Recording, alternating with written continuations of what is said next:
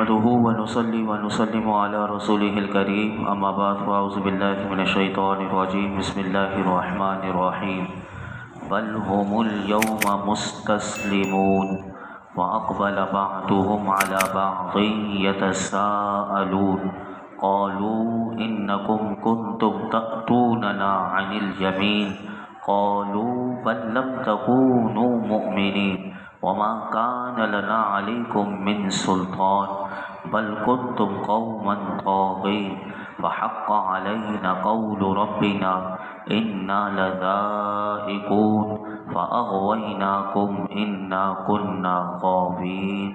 बल्कि वो आज गर्दन झुकाए हुए होंगे और उनमें से एक दूसरे की तरफ आपस में सवाल करते हुए मुतवज्जे होगा। पैरोकार कहेंगे तुम हमारे पास ताकत और क़ुव्वत से आते थे। सरदार कहेंगे बल्कि तुम खुद ही ईमान लाने वाले नहीं थे और हमारा तुम पर कुछ काबू न था, बल्कि तुम सरकश लोग थे। तो हम पर हमारे रब की बात साबित हो गई कि हम ज़रूर मज़ा चखेंगे, तो हमने तुम्हें गुमराह किया, बेशक हम खुद गुमराह थे। इसकी पहली आयत करीमा में अल्लाह रब्बुल आलमीन ने इरशाद फरमाया कि क़यामत के दिन जब कुफ़ार को यही कुफ़ार कल आजिज़ और ज़लील होकर अल्लाह की बारगाह में गर्दन झुकाए हुए होंगे और उन्हें कोई हीला उस दिन काम नहीं आएगा। फिर इनकी जो आपस में गुफ्तगू होगी, अल्लाह ताला ने उस मुकालमे को बयान किया कि जो क़यामत के दिन ये आपस में मुकालमा करेंगे, और वो मुकालमा ये होगा कि उसका मुख्तसर खुलासा ये है कि सरदार और उनकी पैरवी करने वाले आपस में एक दूसरे से सवाल करते हुए एक दूसरे की तरफ मुतवज्जा होंगे, और जिन्होंने पैरवी की होगी वो अपने सरदारों से कहेंगे कि दुनिया में तुम हमें अपनी ताकत और क़ुव्वत के ज़ोर पर तुमने हमें गुमराही पर तुम आमादा करते थे, और हम तुम्हारे खौफ की वजह से गुमराही का रास्ता इख्तियार करने पर मजबूर हो गए।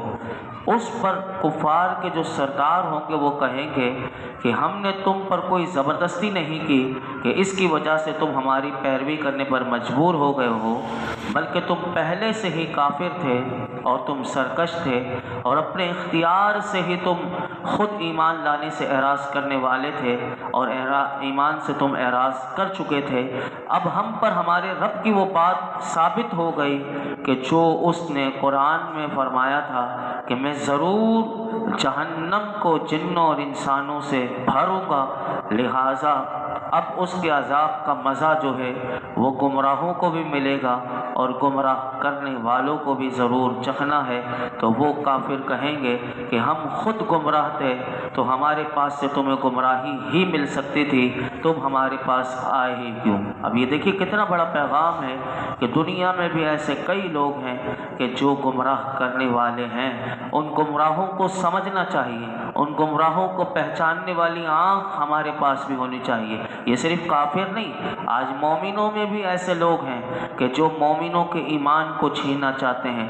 आज ऐसे गुमराह लोग माशरे में पाए जाते हैं कि जो सिर्फ निशाने पर उसको रखते हैं और कोशिश में लगे हुए होते हैं कि किसी भी तरीके से हम किसी को भी गुमराह कर दें। और मैंने आपके सामने पहले भी गुज़श्ता एक दो दिन पहले एक हदीस पाक आपके सामने रखी थी कि हज़रत अनस रज़ियल्लाहु ताला अन्हु रिवायत करते हैं कि रसूलुल्लाह सल्लल्लाहु अलैहि वसल्लम ने इरशाद फरमाया कि जिस बुलाने वाले ने किसी चीज़ यानी शिर्क की तरफ बुलाया हो या गुनाह की तरफ बुलाया हो, क़यामत के दिन वो ठहरा रहेगा और वो चीज़ उससे चिमट जाएगी और उससे जुदा नहीं होगी।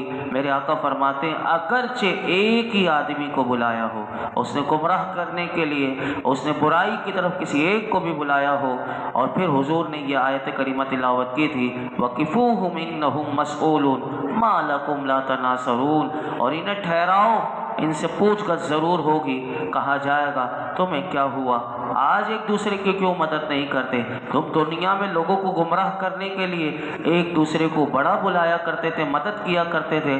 اور اسی طرح کا مکالمہ میں پیچھے بھی عرض کر چکا تھا کہ اگر کوئی پڑھنا چاہے اور یا سننا چاہے تو وہ سورہ سبا کی آیت نمبر 31، 32، 33، اس میں بھی یہی میدان محشر میں جو ان کا مکالمہ ہوگا وہ بھی اللہ تعالیٰ نے گفتگو میں بیان کیا ہے، پیچھے بھی اور یہاں پہ بھی۔ اب آگے سنیے کیا فرمایا۔ فرمایا فَإِنَّهُمْ يَوْمَئِذٍ فِي الْعَذَابِ مُشْتَرِكُونَ إِنَّا كَذَلِكَ نَفْعَلُ بِالْمُجْرِمِينَ۔ تو اس دن وہ سب کے سب عذاب میں شریک ہوں گے، مجرموں کے ساتھ ہم ایسا ہی کرتے ہیں۔ اللہ تعالیٰ ارشاد فرماتا ہے قیامت کے دن گمراہ بھی اور انہیں گمراہ کرنے والے سردار بھی سب کے سب عذاب میں شریک ہوں گے، اگرچہ ان کے عذاب کی کیفیت میں فرق ہوگا، کیونکہ یہ سب لوگ دنیا میں گمراہی میں شریک تھے اور ہم نے گمراہوں اور گمراہوں جو کرنے والوں کے ساتھ جو کیا عذاب میں ان سب کو جمع کر دیا اور بتا دیا کہ ہم مجرموں کے ساتھ ایسا ہی کرتے ہیں، یہ اللہ کا قانون ہے۔ آگے سنیے، فرمایا انہم کانوا اذا قیل لهم لا الہ الا اللہ یستکبرون ویقولون ائنا لتارکو آلہتنا لشاعر مجنون۔ بے شک جب ان سے کہا جاتا تھا کہ اللہ کے سوا کوئی معبود نہیں تو وہ تکبر کرتے تھے اور کہتے تھے کیا ہم ایک دیوانے شاعر کی وجہ سے اپنے معبودوں کو چھوڑ دیں؟ اللہ اکبر۔ اب اللہ تعالیٰ نے کافر عذاب میں کیوں مبتلا ہوں گے اس کا سبب اس آیت کریمہ میں بیان کیا۔ فرمایا ان سے جب کہا جاتا تھا کہ اللہ کے سوا کوئی معبود نہیں تو وہ تکبر کرتے تھے، آگے سے نہ وہ توحید قبول کرتے تھے اور نہ وہ اپنے شرک سے باز آتے تھے، اور بلکہ میرے محبوب کی توہین کرتے ہوئے یہ کہتے تھے کہ ایک دیوانے شاعر، یعنی معاذ اللہ ثم معاذ اللہ، کہ محمد صلی اللہ علیہ وسلم کے کہنے پر ہم اپنے معبودوں کو چھوڑ دیں۔ اللہ اکبر، یہ ان کی گفتگو تھی۔ حدیث پاک میں اس آیت کریمہ کے متعلق کیا آتا ہے؟ سنیے، حدیث پاک میں آتا ہے کہ حضرت ابو ہریرہ رضی اللہ تعالی عنہ سے روایت ہے کہ رسول اللہ صلی اللہ علیہ وسلم نے اپنا مقصد توحید بیان کیا، کہ حضور نے اپنا تبلیغ کا مشن اس حدیث پاک میں بیان کیا۔ حضور نے فرمایا کہ مجھے حکم دیا گیا میں لوگوں سے جہاد کرتا رہوں یہاں تک کہ وہ لا الہ الا اللہ کہہ لیں، اور جس نے لا الہ الا اللہ کہہ لیا تو حضور نے فرمایا کہ اس نے شرعی حق کے علاوہ اپنا مال اور اپنی جان مجھ سے بچا لی، اور ان کا حساب اللہ کے ذمہ ہے۔ اللہ تعالیٰ نے اپنی کتاب میں ایمان قبول کرنے سے تکبر کرنے والوں کا ذکر ارشاد فرمایا انہم کانوا اذا قیل لهم لا الہ الا اللہ یستکبرون۔ پھر حضور نے یہی آیت کریمہ پڑھی کہ جب انہیں کہا جاتا ہے کہ اللہ کے سوا کوئی معبود نہیں تو وہ تکبر کرتے ہیں، اور یہی قرآن ہمیں بتاتا ہے کہ یہ تو کافر تکبر کرتے تھے، لیکن جب مسلمانوں کو حضور نے ایمان کی دعوت دی، جب اسی کلمے کی دعوت حضور نے مسلمانوں کو دی تو مسلمانوں کا رویہ کیا تھا وہ بھی قرآن ہمیں بتاتا ہے۔ سورہ فتح میں اذ جعل الذین کفروا فی قلوبہم الحمیۃ حمیۃ الجاہلیۃ فانزل اللہ سکینتہ علی رسولہ وعلی المؤمنین وَأَلْزَمَهُمْ كَلِمَةَ التَّقْوَى وَكَانُوا أَحَقَّ بِهَا وَأَهْلَهَا۔ اے حبیب یاد کریں جب کافروں نے اپنے دلوں میں زمانہ جاہلیت کی ہٹ دھرمی جیسی ضد رکھی تو اللہ نے اپنا اطمینان اپنے رسول اور ایمان والوں پر اتارا۔ اب دیکھیے، اور فرمایا کہ پرہیزگاری کا کلمہ ان پر لازم فرمایا، اور مسلمان اس کلمے کے زیادہ حقدار اور اس کے اہل تھے۔ اللہ اکبر۔ اور وہ کلمہ کیا ہے؟ لا الہ الا اللہ، کہ مسلمانوں نے وہ کلمہ اللہ نے ان پر لازم فرمایا، اور مسلمان اس کلمے کے زیادہ حقدار تھے اور اس کے اہل تھے، تو انہوں نے مسلمانوں نے فوراً کلمہ پڑھ لیا لا الہ الا اللہ۔ اور بلکہ اللہ نے ان کی تعریف بیان کرتے ہوئے آگے فرمایا کہ بل جاء بالحق وصدق المرسلین، بلکہ کافروں کے بارے میں فرمایا بلکہ وہ تو حق لائے ہیں اور انہوں نے رسولوں کی تصدیق فرمائی ہے۔ اللہ نے کافروں کی بات کا رد کرتے ہوئے فرمایا کہ یہ نبی دیوانے اور شاعر نہیں بلکہ میرے محبوب تو حق لائے ہیں، اور انہوں نے دین توحید اور شرک کی نفی میں اپنے سے پہلے رسولوں کی تصدیق فرمائی ہے۔ اب اللہ نے اپنے محبوب کی شان اس آیت کریمہ میں بتا دی کہ میرے محبوب کو دیوانہ اور شاعر نہیں ہے، بلکہ وہ تو حق قرآن لے کر آئے ہیں، اور انہوں نے دین اور توحید اور شرک کی نفی میں اپنے سے پہلے رسولوں نے بھی جو کہا تھا، انہوں نے بھی شرک سے روکا تھا، اس کی تصدیق فرمائی ہے۔ اب اللہ تعالیٰ آگے کیا فرماتا ہے؟ فرمایا انکم لذائق العذاب العلیم وما تجزون الا ما کنتم تعملون الا عباد اللہ المخلصین، بے شک تم ضرور دردناک عذاب چکھنے والے ہو، تو تمہیں تمہارے اعمال ہی کا بدلہ دیا جائے گا مگر جو اللہ کے چنے ہوئے بندے ہیں۔ اللہ تعالیٰ نے ارشاد فرمایا کہ جن کافروں نے میرے محبوب کی طرف شاعری اور جنون کی نسبت کی، ان سے فرمایا کہ بے شک تم ضرور آخرت میں دردناک عذاب چکھنے والے ہو۔ اب یہ دیکھیے گستاخ رسول کی سزا اللہ نے بتائی ہے کہ گستاخ بے ادب کی سزا اللہ نے فرمایا بے شک تم ضرور آخرت میں دردناک عذاب چکھنے والے ہو، اور تم جو دنیا میں شرک اور تکذیب کر کے آئے ہو تمہیں اسی کا بدلہ دیا جائے گا۔ اور اسی پورے مضمون میں پھر اللہ نے فرمایا کہ اللہ نے مخلص بندوں کا استثناء کیا اور فرمایا کہ اللہ تعالیٰ کے جو چنے ہوئے ایمان والے اور اخلاص والے بندے ہیں انہیں اللہ تعالیٰ دردناک عذاب نہیں دے گا، اور نہ وہ دردناک عذاب چکھیں گے، اور ان کے حساب میں سوال و کلام نہ ہوگا، بلکہ اگر ان سے کوئی خطا بھی سرزد ہوگی تو انہیں ان سے درگزر کر دیا جائے گا۔ اور میرے محبوب پر ایمان لانے والے مخلصوں کو اللہ ایک نیکی کا بدلہ 10 سے لے کر 700 گنا یا اس سے بھی جتنا چاہے گا اللہ تعالیٰ انہیں عطا فرمائے گا۔ اور پھر ان کے لیے جو انعامات ہیں وہ اللہ نے آگے تک کنٹینیو کیے، فرمایا اولئک لہم رزق معلوم فواکہ وہم مکرمون فی جنات النعیم علی سرر متقابلین، ان کے لیے وہ روزی ہے جو معلوم ہے، پھل میوے ہیں اور وہ معزز ہوں گے، چین کے باغوں میں تختوں پر آمنے سامنے ہوں گے۔ سبحان اللہ۔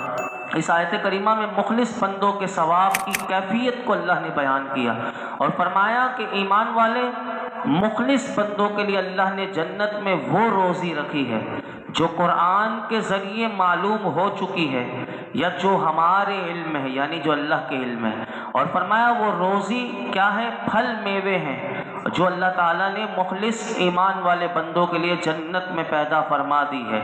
فرمایا کہ وہ انتہائی نفیس، لذیذ، خوش ذائقہ، خوشبودار اور خوش منظر ہوں گے، انہیں دیکھ کر ہی ان کی آنکھیں ٹھنڈی ہو جائیں گی۔ اور فرمایا یہ روزی انتہائی عزت کے ساتھ، تعظیم کے ساتھ اس مخلص مومن بندے ایمان والے کو اللہ کی طرف سے جنت میں پیش کی جائے گی۔ اور فرمایا کہ وہ چین کے باغوں میں ایک دوسرے سے مانوس ہوں گے، یعنی ایک دوسرے سے انہیں انسیت محبت ہوگی، اور فرمایا وہ ایسے خوش ہوں گے کہ تختوں پر آمنے سامنے وہ جلوہ افروز ہوں گے۔ اللہ اکبر، کیسا کیسے انعامات اللہ نے مومنوں کے لیے رکھے۔ فرمایا یطاف علیہم بکأس من معین بیضاء لذۃ للشاربین لا فیہا غول ولا هم عنها ينزفون۔ کیونکہ وقت مکمل ہو گیا، ان کی جزا اور بھی ہے، کل انشاءاللہ ہم اس کا ترجمہ اور اس کی تفسیر سماعت کریں گے۔ اللہ رب العالمین قرآن حکیم کا نور اور اس کا فیضان ہم سب کو نصیب فرمائے۔ الحمدللہ رب العالمین، والصلاۃ والسلام علی سید الانبیاء والمرسلین وعلی آلہ واصحابہ اجمعین۔ اللہ پاک جو کچھ سنا اس میں غلطی کوتاہی معاف فرما، اپنی بارگاہ میں شرف قبولیت عطا فرما، ہمارے لیے سیکھنا سکھانا، سمجھنا سمجھانا آسان کر دے، عمل کرنا آسان کر دے، غور و فکر کی دولت دے دے۔ اے اللہ وہ صلاحیت، وہ قابلیت ہمارے اندر عطا فرما کہ ہم قرآن حکیم میں غور و فکر کیا کریں۔ اللہ تدبر قرآن کی دولت سے نواز دے، علم نافع عطا فرما۔ ہمارے اندر جتنی جہالت ہے، جتنی خرابیاں ہیں ظاہر و باطن میں، اللہ ساری قرآن کے نور کی برکت سے دور کر دے۔ اللہ ہمیں شفا عطا فرما، اللہ ہمیں گناہوں کے مرض سے شفا دے دے، اللہ ہمیں نیک بنا دے، ہمیں نیکیاں کرنا ہمارے لیے آسان کر دے، ان نیکیوں میں اخلاص عطا فرما، ریاکاری، بد اخلاقی، بری سوچ، گندے اعمال سے اللہ ہمیں بچنا ہمارے لیے آسان کر دے۔ اللہ ہماری مولائی کریم روح ہمیں پاکیزہ زندگی عطا کر دے، ہماری روح کو پاک کر دے۔ ہمیں مولائی کریم آج تک ہم نے جتنی دعائیں کی ہیں آئندہ کرتے رہیں گے، اللہ ساری دعاؤں کو قبول فرما، یقین کامل کی دولت سے نواز دے، اخلاص کی دولت سے نواز دے۔ یا اللہ اپنے اور اپنے حبیب کی محبت کی دولت دے دے، اے رب کریم اپنی رضا کی دولت دے دے۔ یہ جتنے حاضرین موجود ہیں جس کے دل میں جو مراد ہو پوری فرما، ہر شریر کے شر سے ہمیں بچا، ہر ظالم کے ظلم سے بچا، ہر شیطان کی شیطانیت سے بچا۔ صلی اللہ تعالیٰ علی خیر خلق محمد وعلی آلہ وصحبہ اجمعین۔